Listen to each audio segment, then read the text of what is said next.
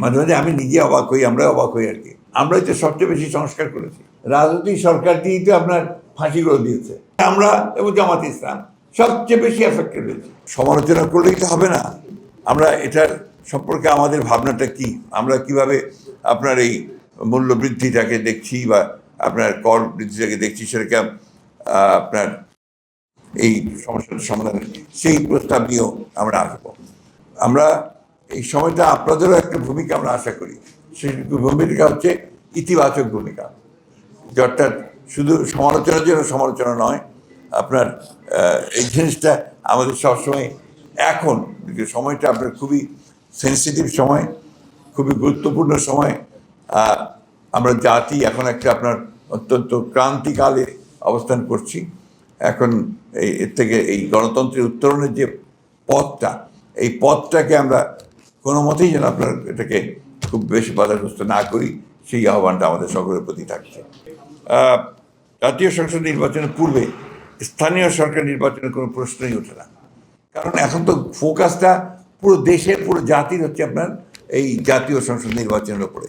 এবং ক্রাইসিসটা ওই জায়গায় গত 3টা নির্বাচন হতে পারেনি, মানুষ সেই জন্যই তারা নির্বাচনের মধ্য দিয়েই যে গণতন্ত্রের উত্তরণের যে পথ, সেটাকে তারা সুগম করতে চায়।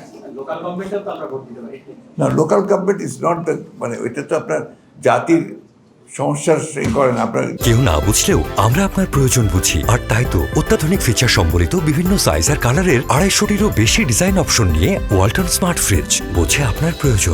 দেশ ছাড়াই কিন্তু আপনার জাতীয় সংসদ, আইন করা জাতীয় সংসদ, গণতন্ত্রের মূল বিষয়টাই কিন্তু হচ্ছে আপনার জাতীয় সংসদ। তাহলে গণতন্ত্র ফাংশন হয়, ইফেক্টিভ হয়।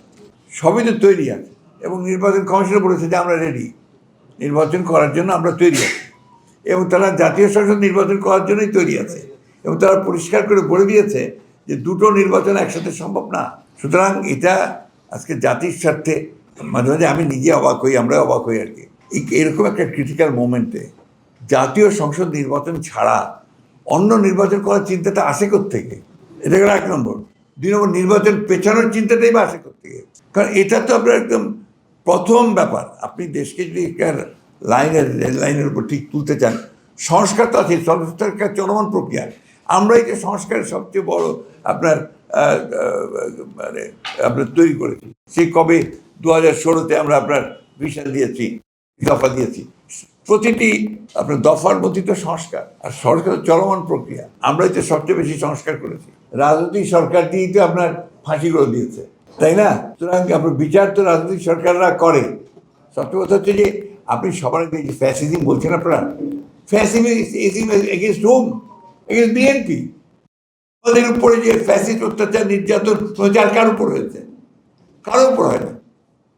এমনকি আপনার অন্যান্য রাজনৈতিক দলগুলোর মধ্যে আমরা এবং জামাত ইসলাম সবচেয়ে বেশি এফেক্টেড হয়েছে।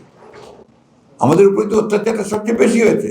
তা আমরা ফ্যাসিস্টদের বিচার করবো না তো কে বিচার করবে? আর যদি আমরা ক্ষমতায় আসি, কে করবে? আর যেটা শুরু হয়েছে, এখান থেকে সরে যাওয়ার কারো কোনো উপায় নেই। অবশ্যই বিচার, কিন্তু আবার বিচার তড়িঘড়িও করা যাবে না।